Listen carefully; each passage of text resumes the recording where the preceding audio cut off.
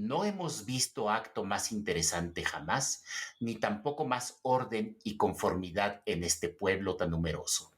Se observó la mayor quietud y uniformidad y salieron electos 25 americanos, todos honrados y del mejor modo de pensar.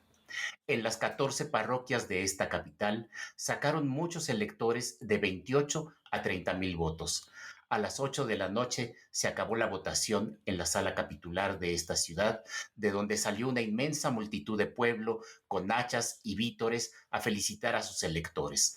Algunos ocurrieron a las torres a repicar, y no hago a vuestra excelencia una exacta pintura de todo lo ocurrido en este feliz día en que ejercimos el primer acto de nuestra libertad. Carta anónima dirigida a José María Morelos y Pavón, Ciudad de México, 7 de diciembre de 1812.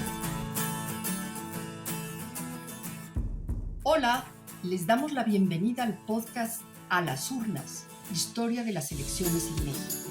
Somos Alfredo Ávila y Matilde Souto y somos integrantes de Atarraya, Historia Política y Social Iberoamericana.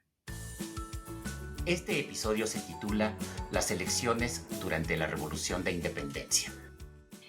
En 1808, Francia invade la península ibérica. Francia y España en ese momento, teóricamente, eran aliadas en contra de Inglaterra, y Francia, en búsqueda de detener el avance inglés al continente europeo, decidió que debía invadir Portugal, y para invadir Portugal pidió a España permiso para que sus tropas entraran por la península. Y una vez que se vieron en la península ibérica, las tropas francesas decidieron quedarse en España. Con las tropas francesas en el territorio español, el pueblo español comenzó a inquietarse, a rebelarse.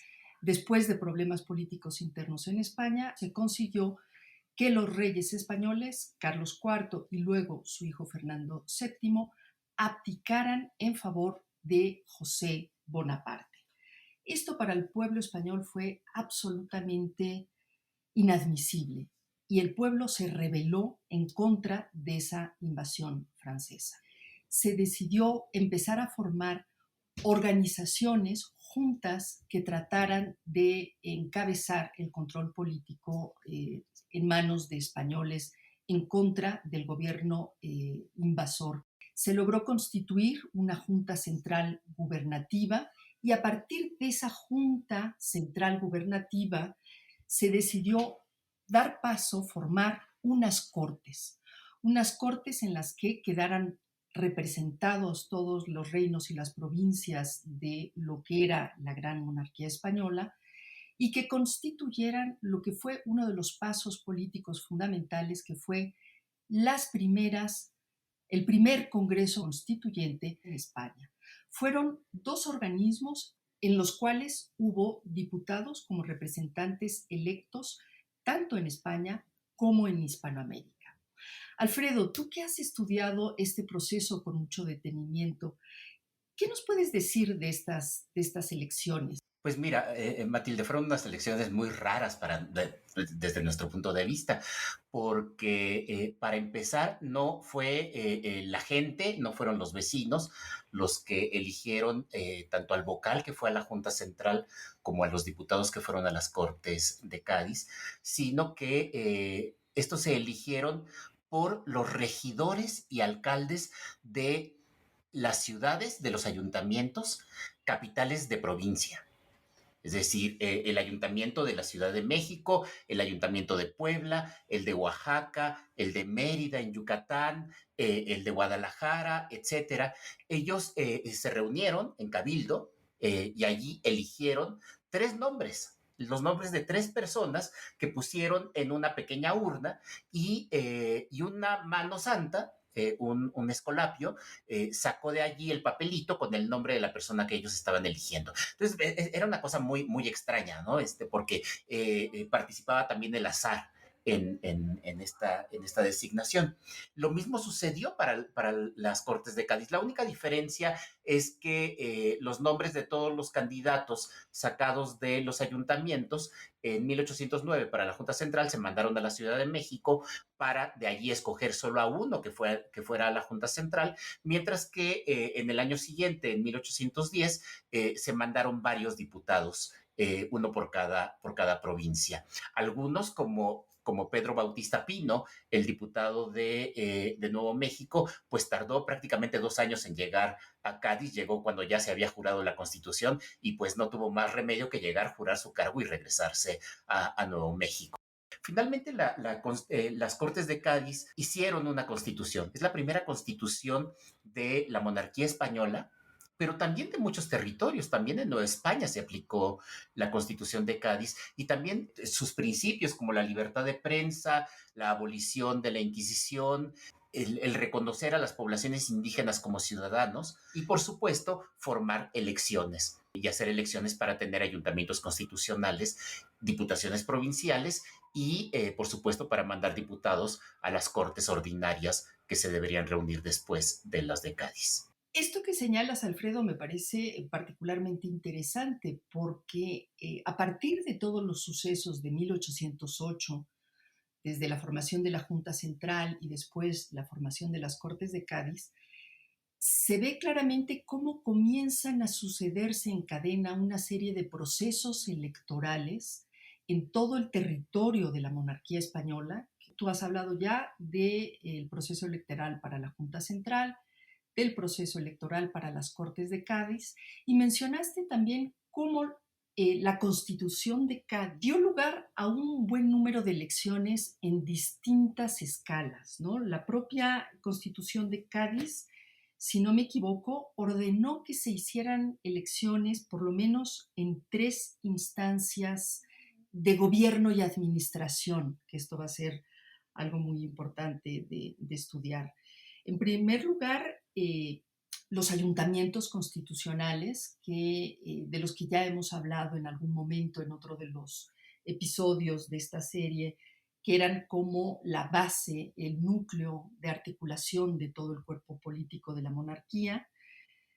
Las diputaciones provinciales, que fueron unas entidades de gobierno y administración muy importantes que organizó la Constitución, pero que tenían una base original a partir tal vez de las intendencias y las propias nuevas cortes. Creo que es muy importante que veamos estas distintas escalas, ayuntamiento, diputación provincial y cortes, fueron todas organizadas a través de elecciones. Sus representantes, las personas que integraban estos cuerpos políticos, eran elegidas. ¿Qué nos puedes platicar de estas elecciones, Alfredo? Eran elecciones en las que participaba en principio todos los ciudadanos, es decir, todos los varones mayores de edad, particularmente los padres de familia, aunque también podían ser los solteros mayores de 21 años, participaban sin importar si eran de origen español o indígena. Las únicas personas que estaban excluidas eran los afrodescendientes,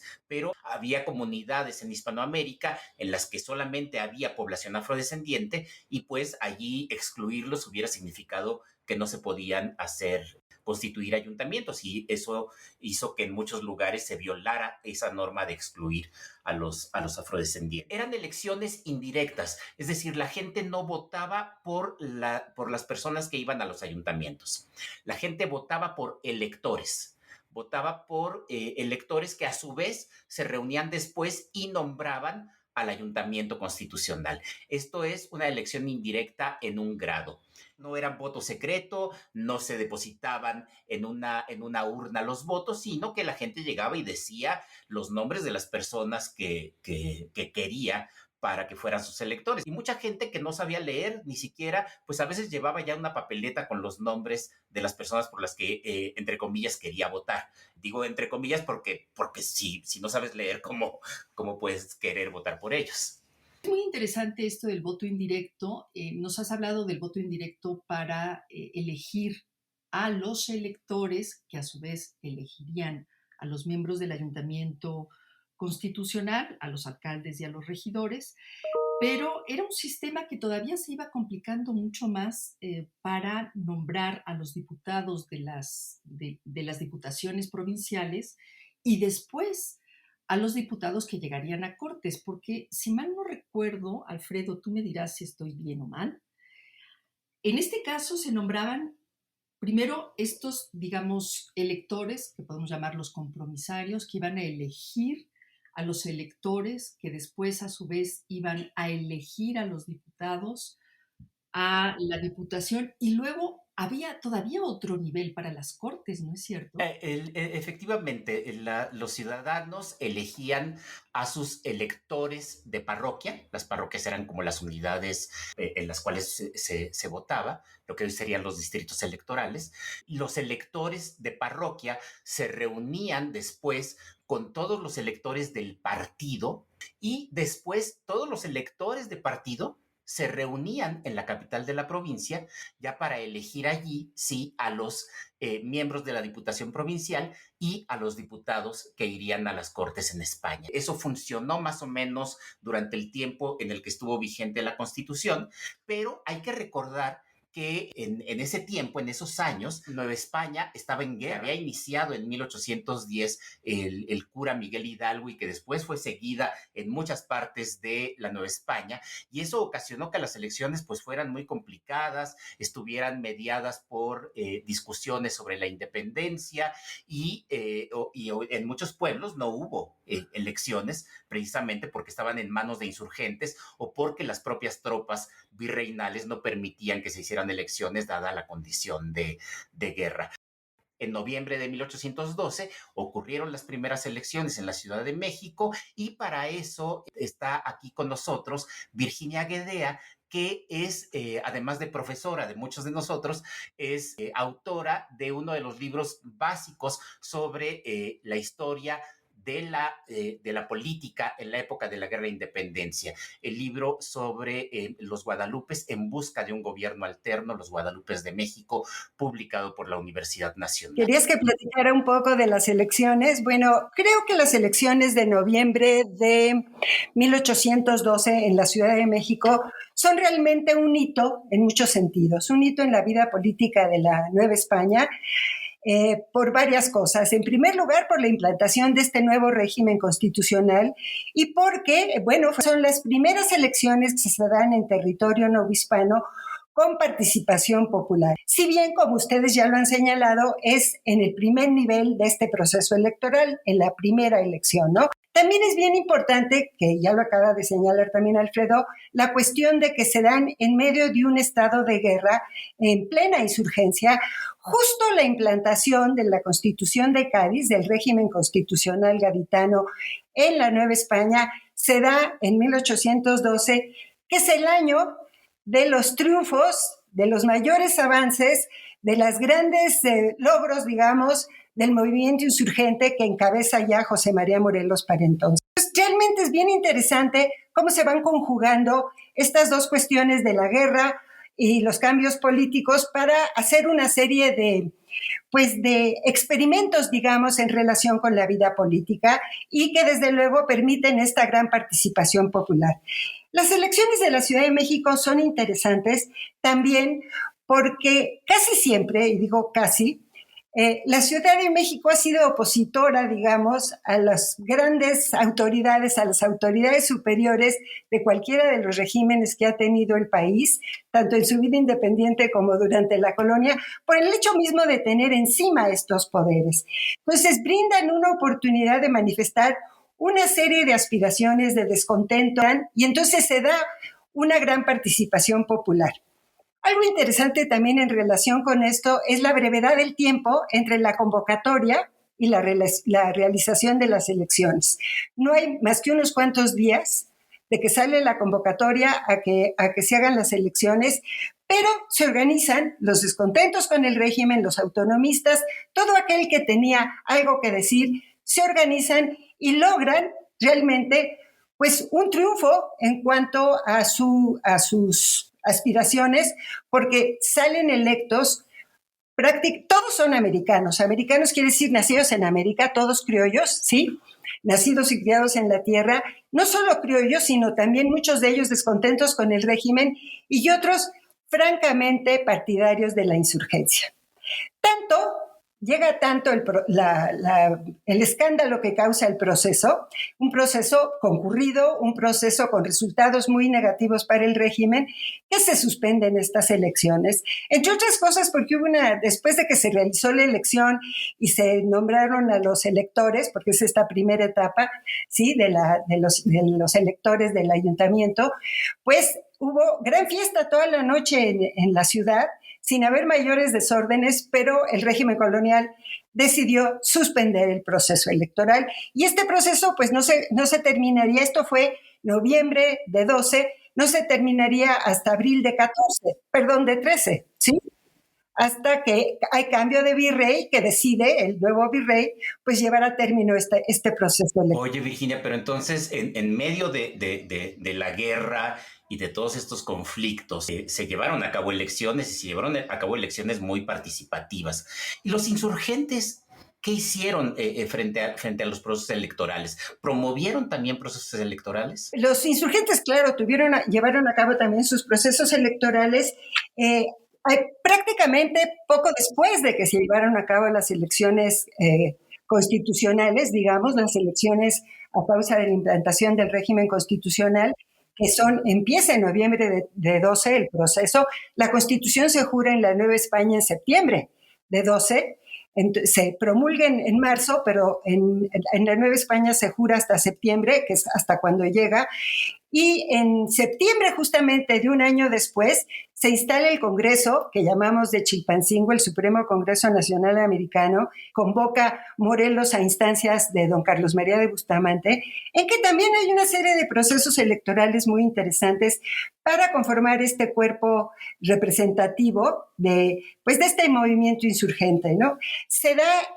Desde antes se dieron procesos electorales entre los insurgentes. Para el establecimiento de la Suprema Junta Nacional Americana, la Junta de Zitácuaro, también hubo un proceso electoral, pero muy reducido porque fue entre los jefes insurgentes. El segundo proceso electoral que yo encuentro en relación con la insurgencia es la designación del famoso quinto vocal de la Suprema Junta.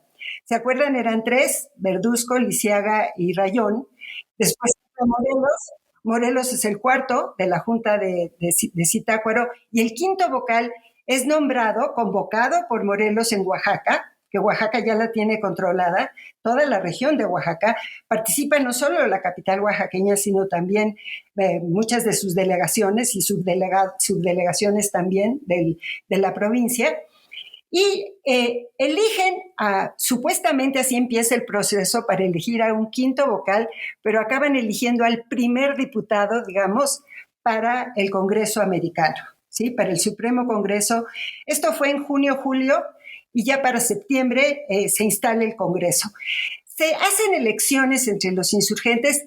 Hasta donde yo he podido encontrar la documentación, es sobre todo en el territorio que Morelos controla muy, muy bien, como es la famosa intendencia de Tecpan que él construyó, digamos, que él formó en la zona de Tierra Caliente y de la montaña de Guerrero. También se dan en Veracruz, se dan en Puebla, se dan en Michoacán, se dan en parte de México también. Entonces, son procesos electorales muy interesantes de los cuales no contamos con toda la documentación, pero siguen el modelo gaditano. El modelo de la Constitución de Cádiz lo siguen, si bien Morelos, que conoce muy bien el territorio, conoce muy bien las formas de organización social y política, pues dependiendo de cuál es la institución más consolidada, digamos, o que representa mejor a la comunidad, es a la que le encarga de alguna manera la celebración de la elección, ¿sí?